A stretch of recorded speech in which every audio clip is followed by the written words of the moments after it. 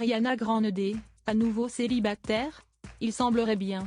Alors que des rumeurs de divorce avaient fleuri dans la presse américaine 2 ans après son mariage avec Dalton Gomez, la chanteuse a été repérée sans son alliance ce week-end à Wimbledon.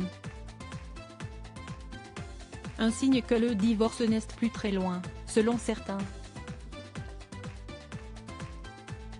2 ans après le mariage, en petit comité à Montecito, le divorce serait-il déjà d'actualité entre Ariana Grande et son époux Dalton Gomez?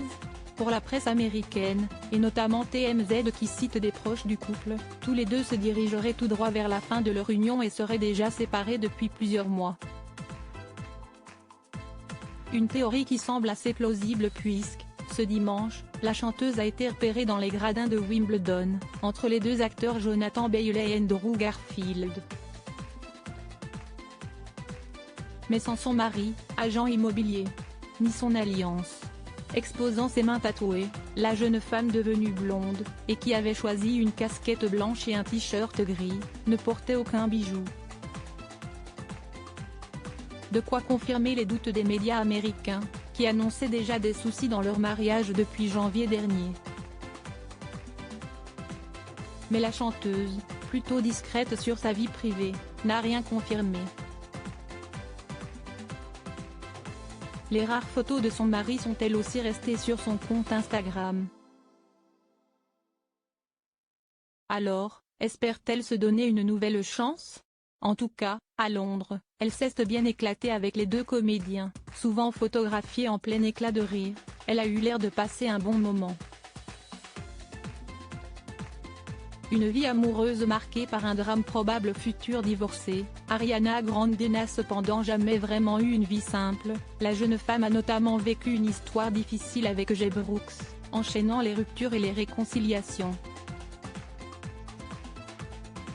Elle avait ensuite vécu une histoire avec le rappeur Mac Miller et l'humoriste Pete Davidson, avant de se séparer de ce dernier après la mort du premier, resté l'un de ses meilleurs amis.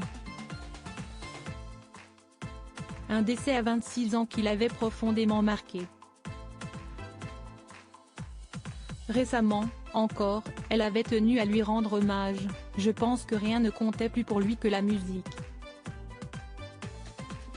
C'était le genre de personne qui se levait et fonçait au studio, sautant du lit jusqu'au studio. Rien n'était plus important. C'était une personne qui donnait littéralement chaque seconde de sa pensée, de son temps et de sa vie à sa musique, avait-elle expliqué. Avant de rendre hommage à un travailleur acharné, si est-il tellement évident dans ce qu'il nous a laissé, avec tous ces incroyables et différents corps de travail.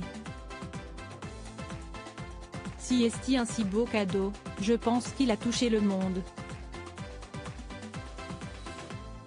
Je pense que ce qu'il voudrait le plus est qu'on l'apprécie et qu'on ne l'oublie pas, avait-elle expliqué.